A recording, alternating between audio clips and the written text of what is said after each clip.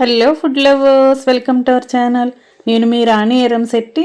Friends, ఈరోజు పప్పు అనేది నానబెట్టుకుని రుబ్బుకునే అవసరం లేకుండా అప్పటికప్పుడే ఇలా 10 నిమిషాల్లో గారెల్ని చేసి పిల్లలకి ఫ్యామిలీకి సర్వ్ చేయొచ్చండి. ఆ ప్రాసెస్ అంతా చూడండి. వీడియోని మధ్య మధ్యలో స్కిప్ చేయకుండా ఫస్ట్ నుంచి లాస్ట్ వరకు చూడండి. ఛానల్ని సబ్స్క్రైబ్ చేసుకోండి. ఇంకా ప్రాసెస్ స్టార్ట్ చేద్దాం. ఒక మిక్సింగ్ బౌల్ తీసుకొని 1 కప్పు నిండా మరమరాలు తీసుకోండి. మరమరాలు అనేవి ఫ్రెష్గా ఉన్నాయండి, డస్ట్ అనేది ఏమీ లేదు, అందుకే ప్రాసెస్ స్టార్ట్ చేస్తున్నాను. మీరు డస్ట్ ఉన్న మరమరాలను తీసుకున్నట్లయితే గిన్నెలో వాటర్ పోసుకుని 2-3 సార్లు బాగా కడుక్కున్న తర్వాత స్ట్రైనర్తో వడగట్టుకోండి. జల్లెడతో వడగట్టుకున్న తర్వాత ఆ మరమరాలతో ప్రాసెస్ అనేది స్టార్ట్ చేసుకోండి. నేను ఇలా కొంచెం వాటర్ పోసుకుని పలుకులు అనేవి ఏమీ లేకుండా కొంచెం పిండిలాగా కలుపుకున్నానండి. తర్వాత 1 అరకప్పు బియ్యపు పిండి, పొడి బియ్యపు పిండి, 2-3 టేబుల్ స్పూన్లు శనగపిండి వేసుకోండి. టేస్ట్కి సరిపడా సాల్ట్ వేసుకోండి. 1 టీ స్పూన్ జీలకర్ర, 1/2 టీ స్పూన్ పసుపు వేసుకోండి. కొంచెం కరివేపాకు, కొత్తిమీర కూడా వేసుకోండి. అలాగే అల్లం వెల్లుల్లి పేస్ట్ 1 స్పూన్ వేసుకుని సన్నగా తరిగిన ఉల్లిపాయలు, పచ్చిమిర్చి వేసుకోండి. ఇప్పుడు బంగాళదుంపను తీసుకోండి. దానిపైన ఉన్న స్కిన్ తీసేసుకోండి. ఇది పచ్చి బంగాళదుంప అండి, ఉడికించింది కాదు. దీనిపైన ఉన్న స్కిన్ అంతా తీసుకుని ఇలా గ్రేటర్తో తురుముకోండి. తురుము అనేది ముద్దలాగా రాకుండా ఇలా పొడవుగా తురుముకోవాలండి. మనకి పలుకులు అనేవి కనిపిస్తూ ఉండాలి. అంతవరకు అలా తురుముకుని అది 1 కప్పు వేసుకోండి. ఇదంతా కూడా పొడి ఇంగ్రీడియంట్స్ అన్నీ కూడా బాగా కలుపుకోండి.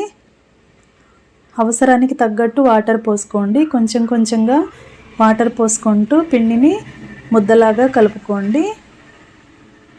మరీ గట్టిగా ఉండకూడదండి, అలానే మరీ మెత్తగా కూడా ఉండకూడదు. మనం గారెలను ఒత్తుకోవడానికి ఎలా అయితే కలుపుకుంటామో మినప్పిండితో అలాగే కలుపుకోండి.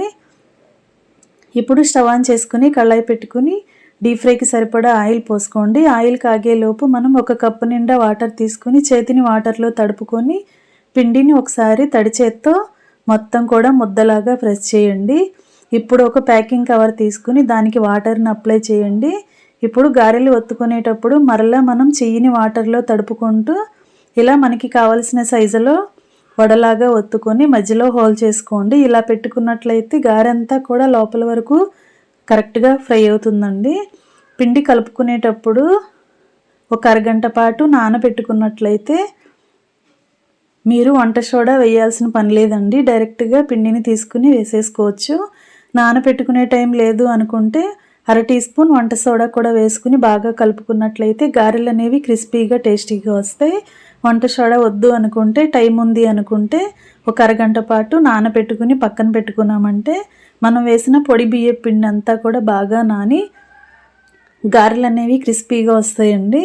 అలా మనం ఆయిల్కి పట్టినన్ని గారెలు రెడీ చేసుకుని డీప్ ఫ్రై చేసుకుని ప్లేట్లోకి పెట్టుకోవటమే. ఎంతో టేస్టీగా ఉండే ఆలు బియ్యపు పిండి గారెలు రెడీ అయిపోయాయి. అప్పటికప్పుడే మనం ఇలా గారెలు చేసి ఫ్యామిలీకి సర్వ్ చేసుకోవచ్చండి.